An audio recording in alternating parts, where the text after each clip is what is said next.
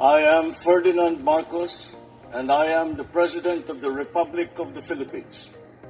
I stand today on behalf of 110 million Filipinos. Hi everyone, hello universe, it's me again. Shout out sa inyo mga kababayan. Nakita nyo. Nakita nyo yung dalawang tukmol.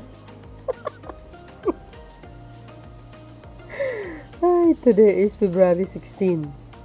I think February 17. Madaling araw na 2026. O, ayan, yung dalawang tukmol Grabe na ito kung makapag manira kay PBBM. Talagang inaalipusta nila si Pangulong Marcos Jr. Matindi guys Kaya mga itsura nila ewan ko ang klaseng mga itsura ito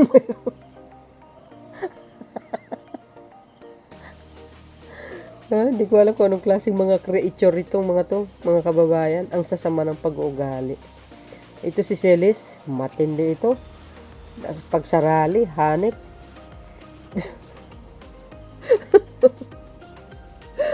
Lalo na ito si si Celis. Matindi ito sa rally guys. Talo pa yung tambutso ng sasakyan sa bunga. Mas malaika nga yung busina ng sasakyan, ng lakas ng bunganga nito. Oo, dapat ito bumalik na sa bundok Sabi dito guys ng News 5. Ayan Sino ngayon ang totoong sinungaling? Nagpapakalat ng fake news. Aber? Cyber libel raps by Sunsa and Silis.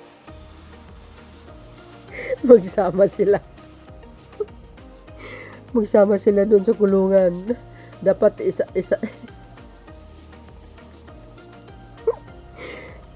pag-isahan sila ni TVs guys. Okay, si Pastor Kibuloy. Naloko na. Dapat magkasama sila doon sa kulungan ni Kibuloy itong mga to.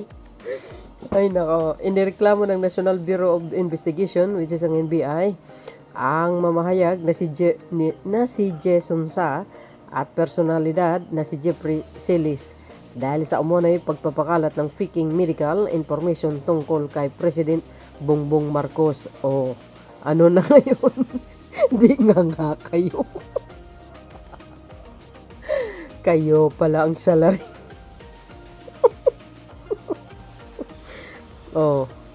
Sino ngayon ang totoong salarin? Aber? Kayo ang totoong salarin. Sino ngayon ang nanggugulo sa bansa? Kayo. Puro kayo paninira, pang-alipusta sa Pangulo. Kaya yan ang kahinatnan nyo, mga tukmol. Himas rehas kayo. Dapat ito sa Bartolina.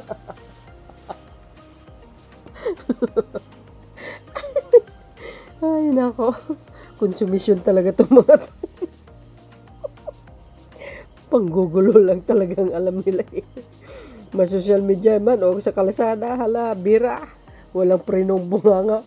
Mas malakas sa sa busina ng truck. Lalo na si Celis. Lumabas pati ugat sa liig sa kakasigaw, kaloka.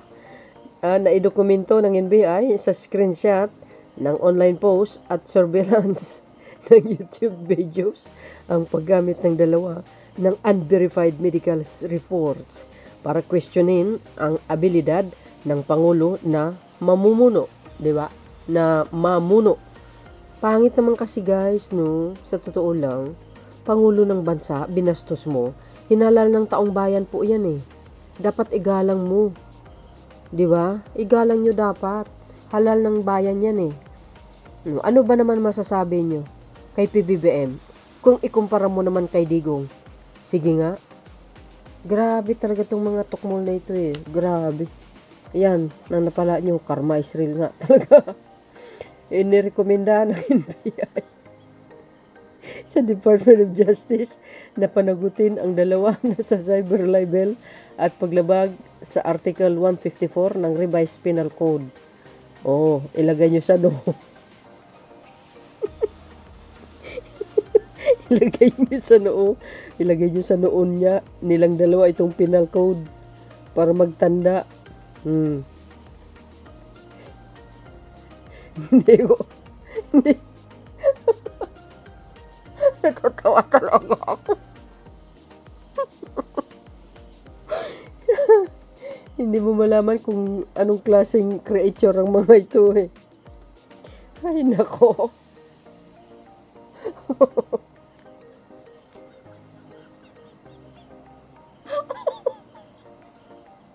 Itong dalawa nito, talo pa yung mga palaka, guys. Maingay pag umuulan. Yung yung mga palaka na pag nagsasalita sila eh, lumulubo yung mga ngala-ngala nila.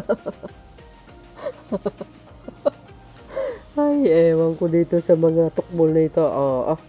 Ayan Jason Sa, Eric Silis, inireklamo ng NBI dahil sa peaking PBBM reports. Ayan, buti nga sa inyo talaga. Diba? Buti yan.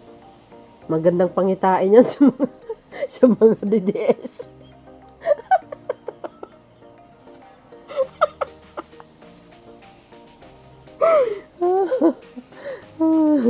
Solid DDS to mga to eh.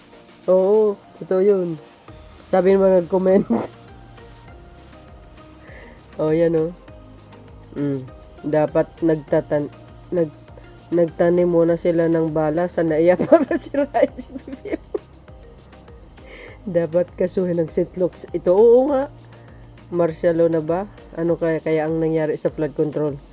Boba. Hindi flood control ang pinag-usapan dito. Yung peaking na resulta sa sa findings ng doctors yata yun. 2 people but same airport.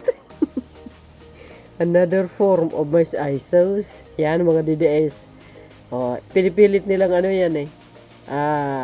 Tawag dito, kinakalat sa social media yung mga nangyayari daw martial law. How about the EGK? Ang daming namatay. Sige nga. Freedom of speech constitutional right, but it also comes with a responsibility. If the medical information being circulated about President Bongbong Marcos is unverified or fabricated, the accountability is proper under the law. At the same time, transparency from public officials help prevent speculation and misinformation in issue involving public interest, especially about the health. Tama naman eh. Diga, ibang usapan na po yun eh. Kumbaga, kalusugan ng Pangulo yan eh. Hindi po pwedeng baliktarin kung anong result ng kanyang medical test. Hindi pwede po yun eh. Di ba? Pangit. Lalo na punong hikutibo, ganyanin mo. Sira ulo ka ba? Wala kang modo talaga. Wala kang respeto. Di ba? Tama yun. Sa freedom of speech, yes. Kaya lang, minsan, ang freedom of speech natin sumusobra. Nagiging below the belt. Totoo yun. Yan Bilang tagapagpahayag, dapat siguro na panagot ang mga taong nagpapalaganap ng maling info. Yun! Diba guys? Nasa batas yan. Fake news yun eh. Dati nga, maglagay ka lang ng pantry noong panahon ng COVID red tag na agad. Yes.